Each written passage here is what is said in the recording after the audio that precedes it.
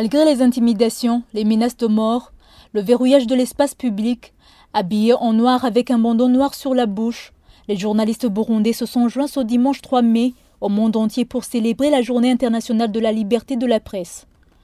La maison de la presse étant fermée, c'est au siège du groupe de presse Iwachu que les cérémonies ont eu lieu, en l'absence du ministre en charge de la communication et du président du Conseil national de la communication. Dans son mot d'accueil, Antoine Kaburahe, directeur du groupe de presse Iwachu, a signalé que c'est un moment de tristesse. C'est donc un jour triste pour nous, pour la presse burundaise. C'est un jour triste parce qu'en ce moment, des radios sont menacées, même fermées. Des journalistes sont menacés. Nous avons tout le mal du monde pour pouvoir travailler. On nous a coupé les lignes téléphoniques, on ne peut plus communiquer avec l'extérieur.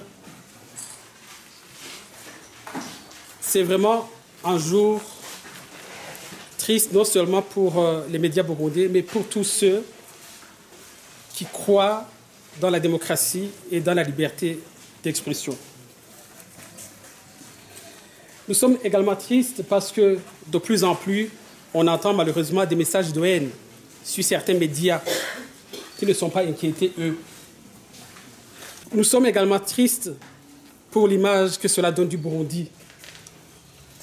Le Burundi, qui commence à être cité comme un modèle, avec notre synergie des médias, un concept presque unique en Afrique, que beaucoup de pays africains commençaient à vouloir nous copier. Cette synergie a été interdite. Et en lieu symbolique par excellence, la maison de la presse a été fermée. Cela nous attriste profondément. Néanmoins, il a ajouté que c'est aussi une journée de joie, vu la solidarité entre les journalistes, malgré les moments difficiles. Nous avons également la joie aujourd'hui de voir que malgré tout, les médias burundais restent unis. Nous sommes unis. Nous sommes heureux de voir que, malgré tout, nous n'avons pas sombré dans le radicalisme, malgré les multiples provocations. Je vous demande, malgré tout, de rester indépendant, de rester neutre, professionnel, de couvrir les événements malgré les difficultés que nous avons de plus en plus pour travailler. C'est dans les moments comme ceux-ci que les grands hommes se révèlent. Nous allons entrer dans l'histoire comme ceux qui n'ont pas sombré dans le radicalisme que certains veulent instaurer au Burundi.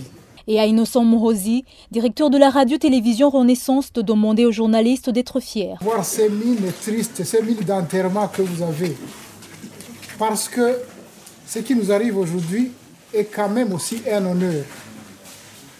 Parce que les gens qui tuent depuis des années dans ce pays, les gens qui pillent ce pays depuis des années, sont en train de se battre contre nous. Et c'est plutôt un honneur. On devrait en être fiers plutôt que d'être désespérés comme j'ai l'impression de le voir sur vos visages. Il faut noter que dans ces festivités, quelques représentants du corps diplomatique accrédité au Burundi se sont joints aux journalistes. Jolko Opeol, ambassadeur des Pays-Bas au Burundi, a lancé un appel aux autorités burundaises leur demandant de mettre fin à l'harcèlement de la presse. Nous demandons, au nom de la liberté d'expression et de la liberté de la presse, que le harcèlement des médias au Burundi cesse et que ceux-ci puissent faire leur travail.